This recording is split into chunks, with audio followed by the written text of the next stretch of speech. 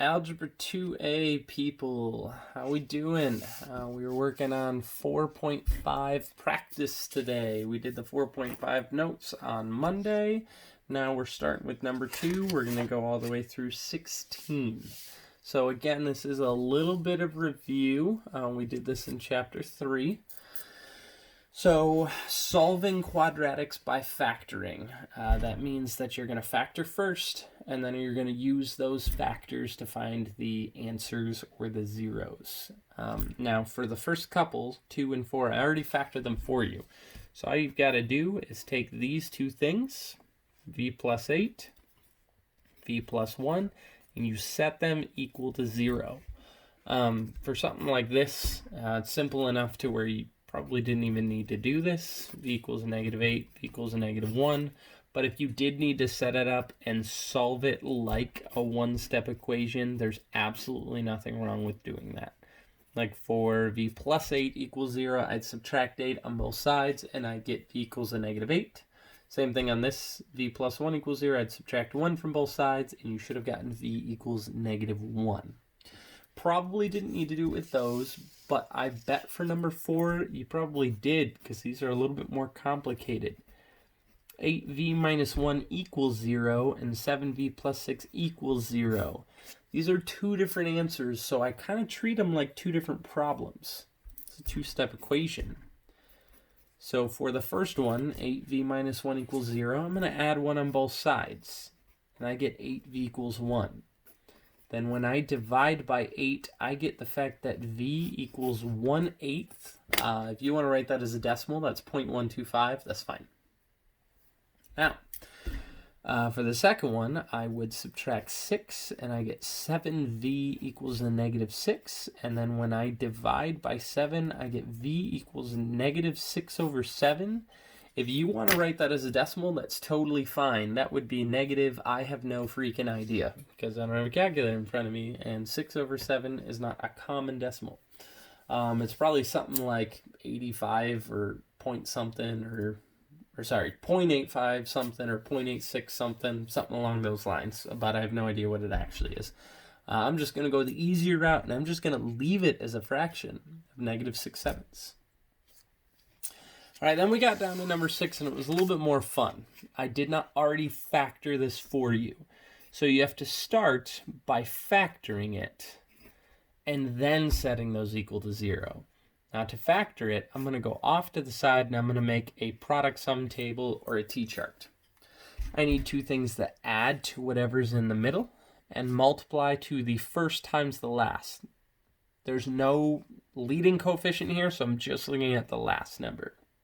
Now my two numbers here, if I look at 15, well, I got 1 times 15, 3 times 5. Those are the only things that will multiply to 15. But none of those are going to add to a -8.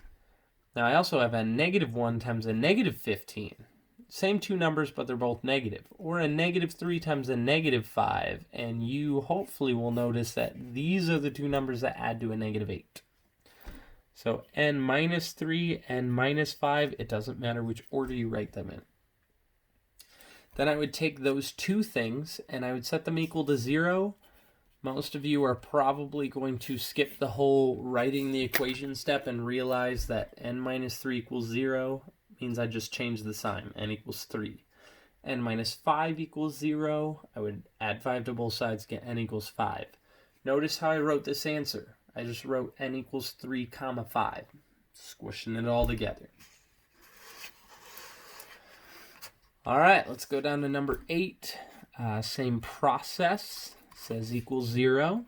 So I need to factor first with my product sum table. Two things that multiply to a -42, two things that add to what's in the middle. Sometimes I get people freak out here and they say there's no number in the middle. Oh, by golly, there sure is. There's an invisible 1 right here. Anytime there's not a coefficient, you can always write 1. Now I'm going to go through and figure out what multiplies to -42 and adds to 1. You should have found +7 and a -6. There's a bunch of other things that will multiply to give you a -42.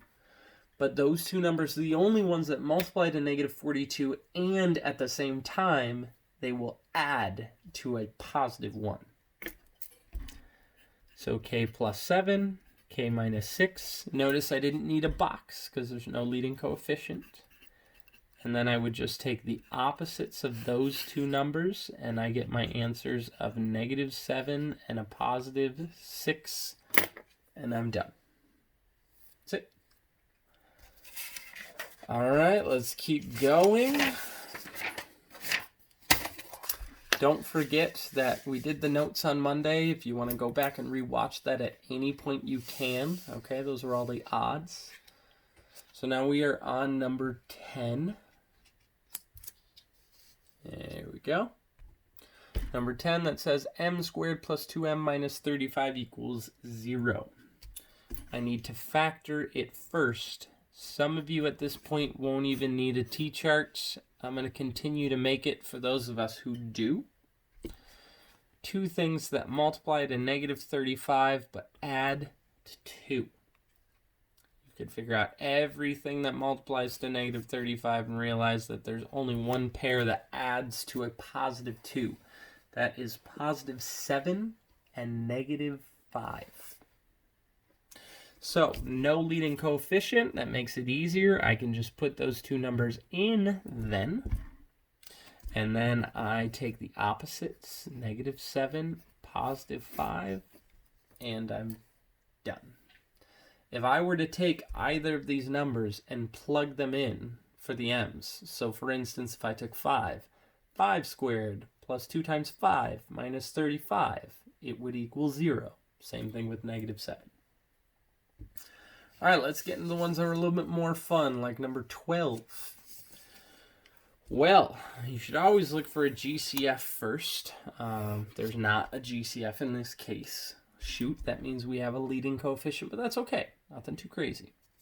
I'm still hoping to factor it into two different binomials, but I'm going to need a t-chart and a box this time.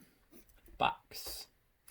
T-chart's still a product sum table. I'm still looking for two things that add to whatever's in the middle, but I'm also looking for two things that multiply to the first times the last, which in this case is negative 75. Okay, so you can go through all the things that multiply together to give you negative 75. There's only one pair that will also add to give you a negative 10. That's negative 15 times 5. That's probably the hardest part right there, is figuring that out. Negative 15 times 5. So negative 75, negative 15 times 5 gives me a negative 75. Negative 15 plus 5 also gives me negative 10. Good. So the negative 15 and the 5 are going to go in these two boxes. It doesn't matter which is which. They also need a variable with them. First term goes in the top left. Last term goes in the bottom right. And then we did this thing where we pulled out GCFs and figured out what goes on the top, what goes on the left. So if I look at the right two between a negative 3 and a 5k, the only thing I can pull out is a 1. If I look at the left two between a 25k squared and a negative 15k, I can actually pull out a 5k. And I look at the top two, 25k squared and 5k, I can again pull out a 5k. 25 and 5, GCF of 5, and they both have a k.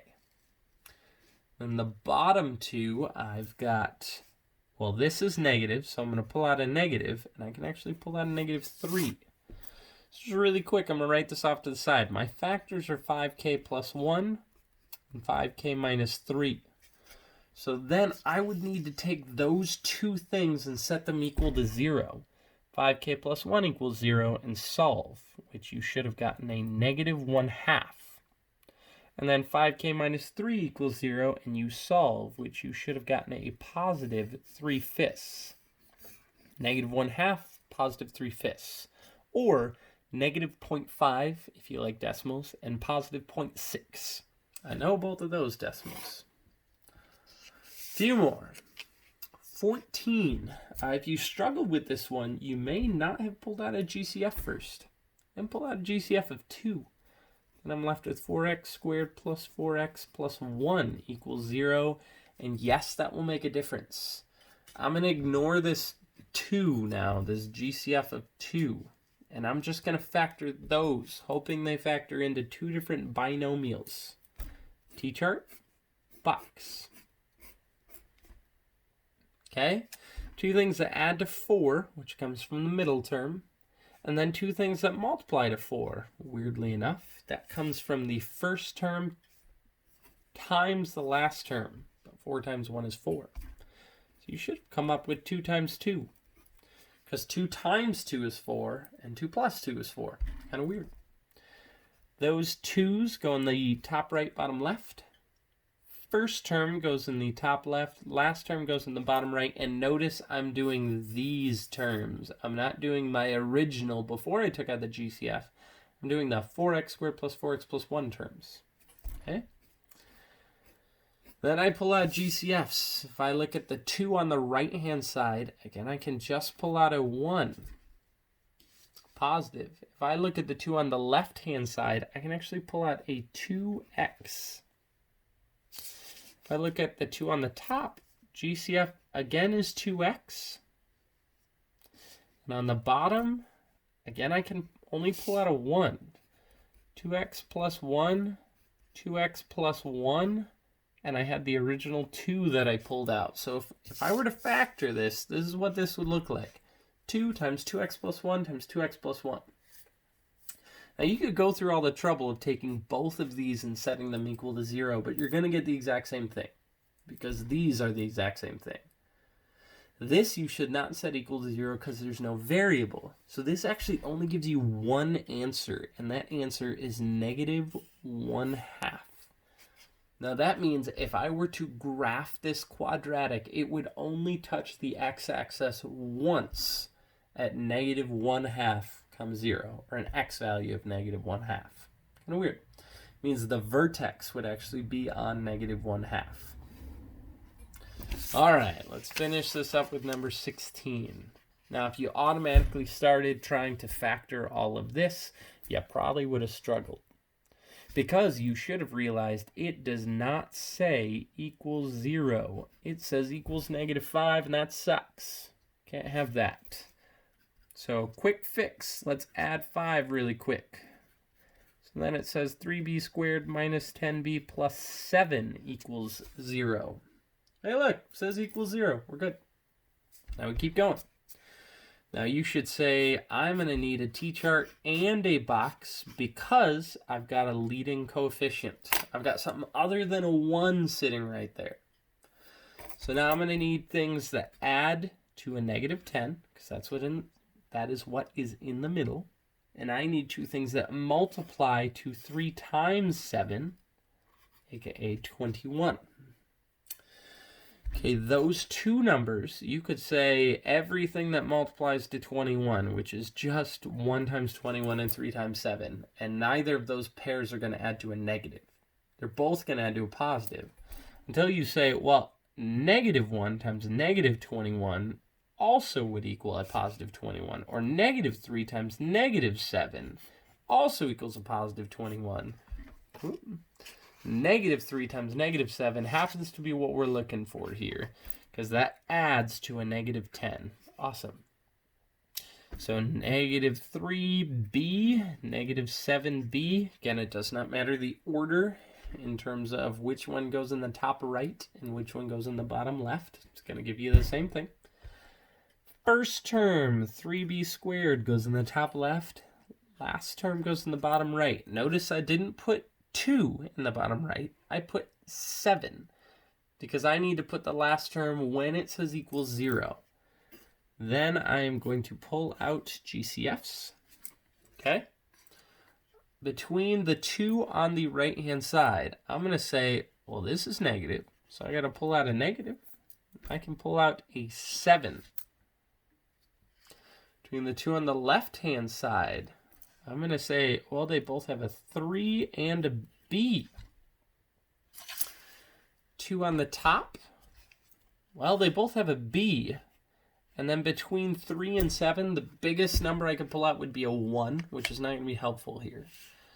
And then on the bottom, well, this is negative, so I'm going to pull out a negative. But between 3 and 7, we already talked about that the biggest thing you pull out between 3 and 7 is a 1.